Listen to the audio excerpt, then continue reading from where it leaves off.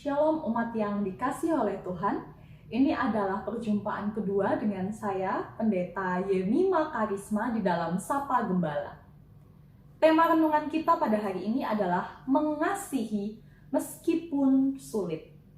Dan kita akan bersama-sama merefleksikannya di dalam bacaan firman Tuhan yang diambil dari 1 Korintus 10 ayat 13 dan ayat 24.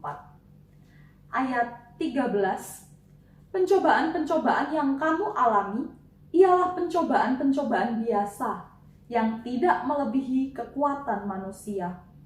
Sebab Allah setia dan karena itu Ia tidak akan membiarkan kamu dicobai melampaui kekuatanmu.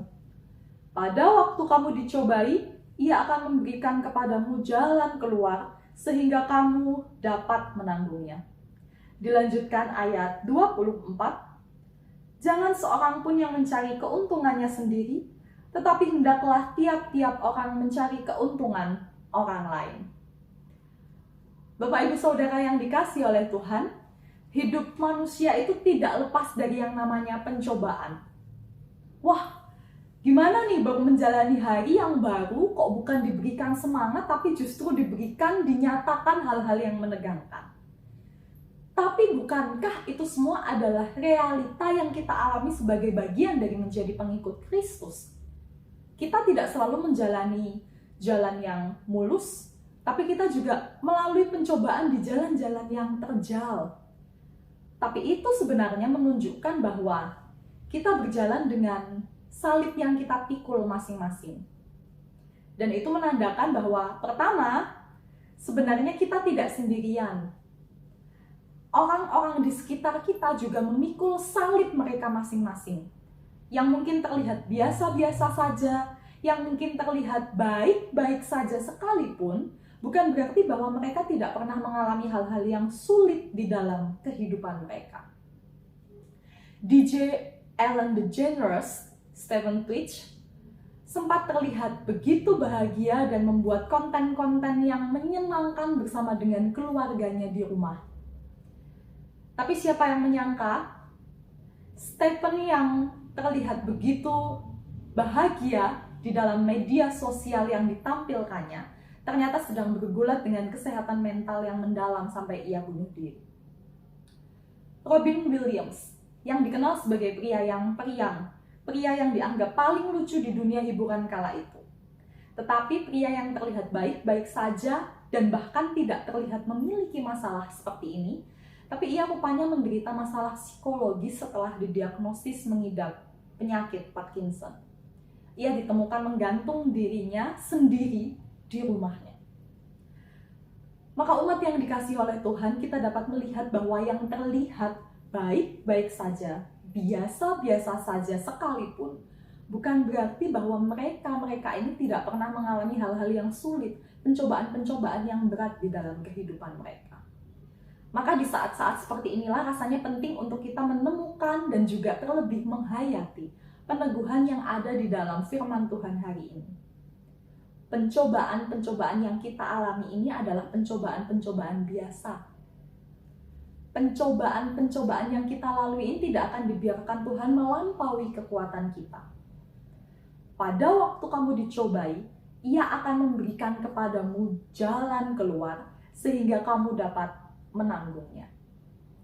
Di tengah pencobaan kita bisa memilih untuk menyerah, tapi tentu juga selalu tersedia pilihan untuk kita menaruh pengharapan pada Tuhan.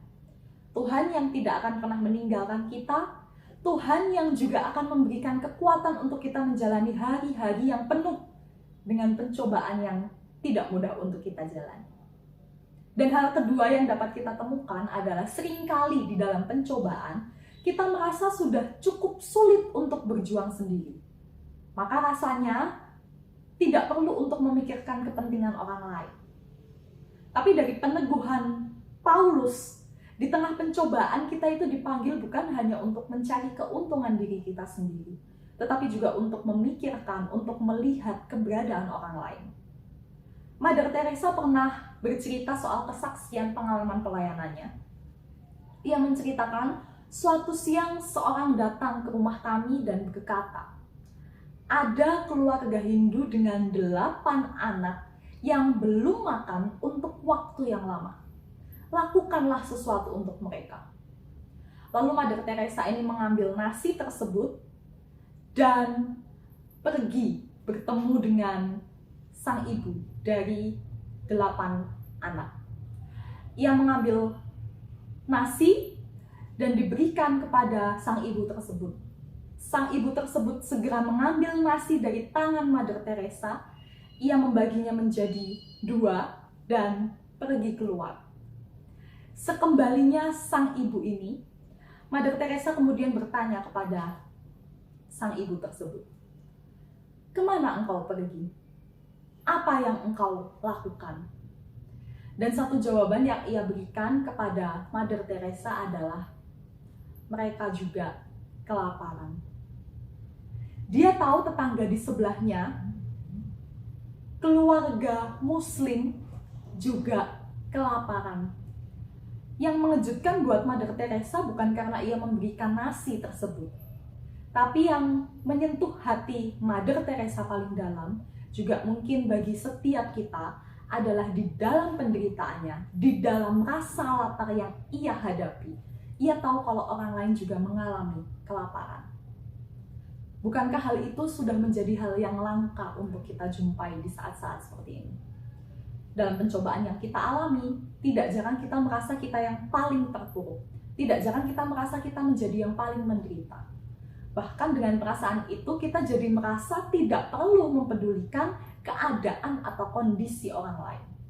Tapi firman Tuhan pada hari ini menunjukkan kepada setiap kita bahwa kekuatan kita di tengah pencobaan yang sulit ini adalah datangnya dari Tuhan. Ia yang memampukan kita juga tetap mengasihi, tetap peduli, tetap berbagi di tengah pencobaan yang kita alami, di tengah kesulitan yang mungkin kita hadapi. Tuhan memampukan kita. Amin. Mari kita berdoa.